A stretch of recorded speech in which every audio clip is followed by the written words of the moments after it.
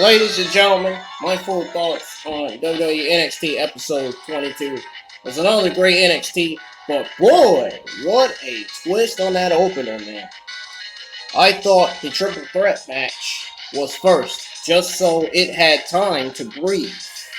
Now, it was really to set up Cole's return and him screwing them all over, not just Kyle. But Cole and Cross having that confrontation felt like a work shoot. They might not like each other that much backstage. Now, a fatal five-way helps make it so they don't always have to fight each other. Plus, this is just a huge match to really get a lot out of the way at once. Cole and Kyle can battle to settle their grudge, but Cole, of course, doesn't have a lot of K5 love for Gargano or Dunn either. And I assume Cole loses so that he can move on to Raw, hopefully SmackDown, and not Raw. Because we all know Raw is complete garbage every single week. Cross won't completely clear out his contenders since he have to pin just only one. Now, I bet that's cool to send him off. Then he can use the rest of the year to go through the list from Dunn to Kyle to Gargano. Actually, the order may have Kyle go last so that his one-on-one match with Cross could be Kyle's crowning achievement where he finally gets the NXT Championship.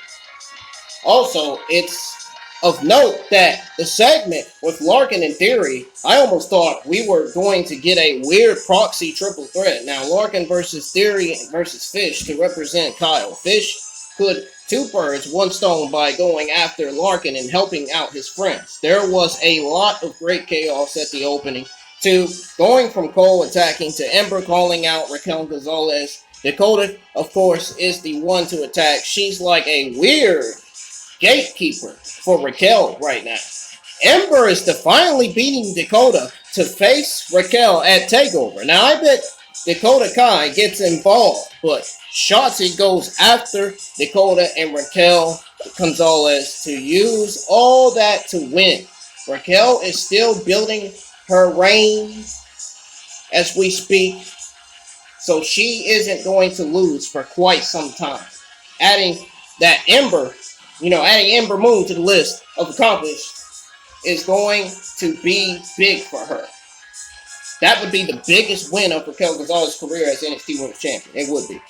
Sheree is still building her strength. She'll probably be ready for an NXT Women's Championship match by year's end, and she will at least take Raquel to her limits. Now, LA Knight versus Atlas with DiBiase and Grimes having a part to play was a good segment. I almost thought DiBiase was going to consider Jake Atlas for the $1 million legacy. Now, honestly, that's still not out of the realm of possibilities. Even with Grimes versus Knight happening for TakeOver now, the winner will think he's earned the legacy. But DiBiase swerves them and says Atlas is the $1 million muscle of El Monte or whatever. Speaking of Swerve and Hit Row had a good segment with Everrise, Maverick, and Dane. If Hit Row had a fourth male superstar, I could see a big 8-man happening. But maybe Dane stands down, so it's a 3 versus 3, and Dane takes Swerve one-on-one. Mercedes versus Zaya being on TakeOver is big. I really thought that match was going to be something to make the Go Home show bigger. But this makes the feud even more bigger. Even more bigger, man. So that could go either way. But I'm leaning towards Team Shaw, me, Ling, having a part to play so that Zaya wins. And the feud extends over the summer. The Way versus Zeta and Zoe was a great match. But of course, the Way wins to stay strong. Index having their moment with the headphones was nice. I have a feeling whatever tag title match is happening next, Dexter shows up with a big romantic picture of him and Indy that distracts her and causes to wave the titles.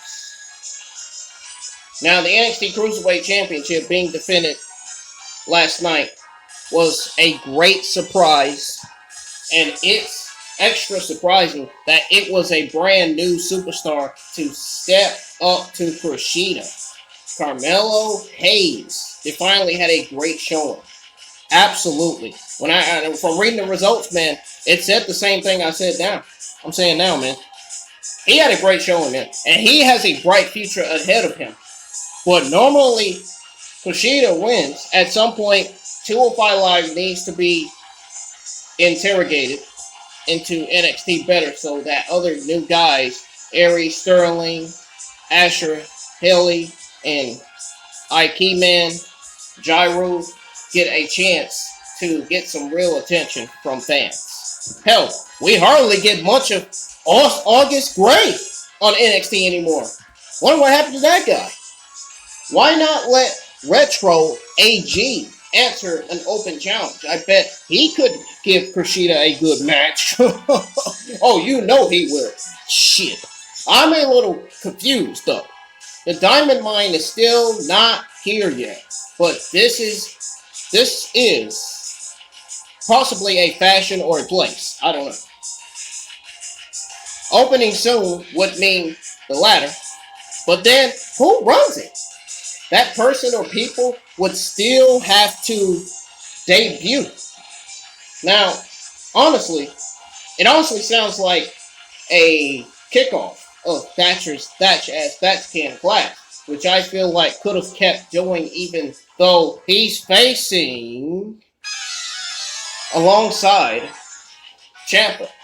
Thatcher and Ciampa stopping the Grizzly Young Veterans was great stuff to add to the tag title main event, which was awesome all by itself. Now the CWC still love Legado, but MSK keeps the belts. Now I like that Reed showed up to counteract Escobar and further their North American Championship build. And MSK is open to face Grizzly Young Veterans on Tommaso Ciampa and Thatcher next. Now, I'm thinking the go-home announcers, or should I say I'm thinking the go-home announcers that the match on top of a lot of others still not accounted for. Though, we're already at 5 matches with Grimes versus Knight, Mercedes versus Zaya, and the 3 major title matches, including the NXT Championship match and the Women's Championship match, as well as the North American Championship match.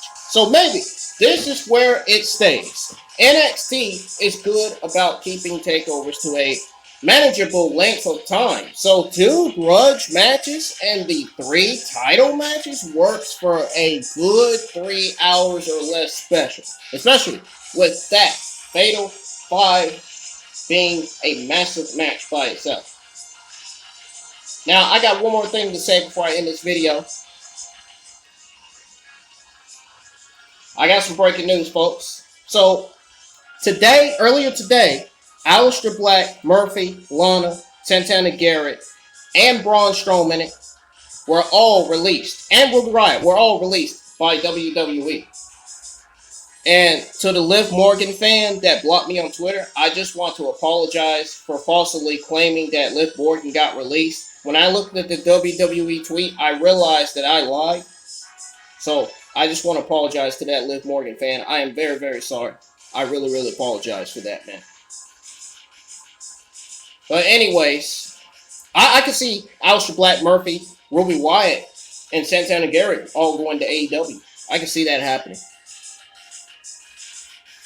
So, anyways, that's going to do it for this video. If you enjoyed this video, hit that thumbs up. If you didn't, hit that thumbs down. Especially if you enjoyed hearing my thoughts on NXT. My thoughts are always great. I always spit facts and tell the truth. That's what I'm all about, man. Here on my IWN YouTube channel. And on Twitter as well. So, peace, folks. I'm getting out of here, man. I will see you guys back here for Dragon Ball Z-Verse 2. I'm getting ready to do the Dragon Ball Z-Verse 2 thumbnail right now, so I'm gonna go back outside to the porch and get that done. And then I'll be live for Dragon Ball Z-Verse 2, continuing to help millions of players finish their parallel requests. I'm getting out of here. Peace, guys.